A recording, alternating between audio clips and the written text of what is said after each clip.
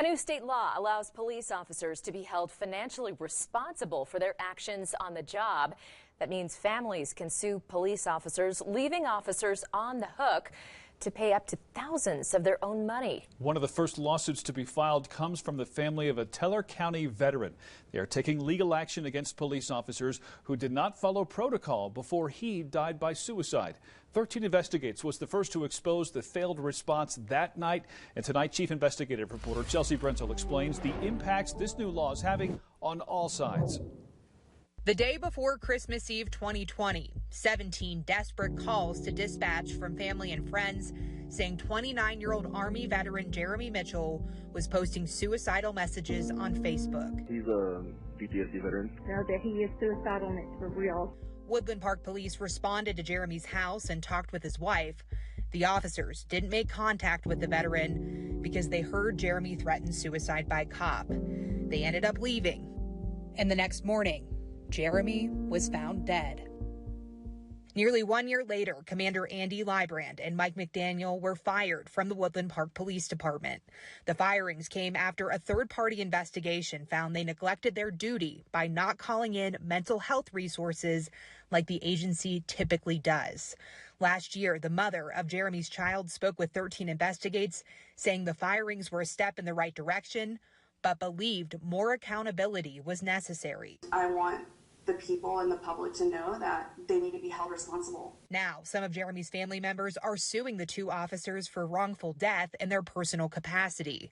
This type of litigation was prohibited in Colorado until the summer of 2020, when lawmakers passed a qualified immunity ban for police officers into law. It allows officers to be sued individually with a cap of up to $25,000. And this is individual actions. This was two officers, Sergeant McDaniels and Commander Librand, who decided to take the easy way out. And essentially, they saw a crisis situation and they backed away from it in violation of their policies. This state law has sparked heated debate from law enforcement agencies in the state. It was part of the Law Enforcement Accountability Law that passed in Colorado a few months after the murder of George Floyd by Minneapolis police officer Derek Chauvin. A study with the Colorado Association of Chiefs of Police and County Sheriffs of Colorado came out after the law passed.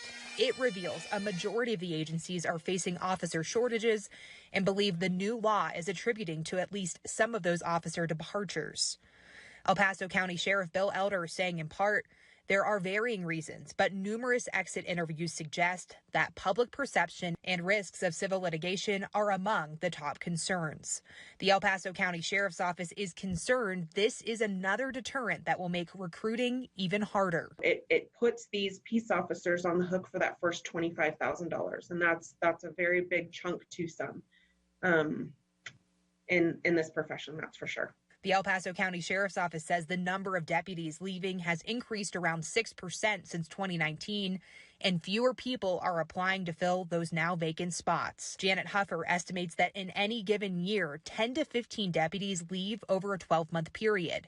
She says filling an open position then means months of training, making the impact of the void even greater. As we lose those deputies, or a police department loses their officers, that train up time to get new people hired and then trained can be up to a year. And so we are very far behind the curve in trying to rehire and train these new employees. We made multiple unsuccessful attempts to reach out to the fired Woodland Park police officers who are now being sued under the law to speak with them about the case. We also reached out to their attorney, who told us he was unable to comment on the pending litigation. Chelsea Brenzel, 13 Investigates.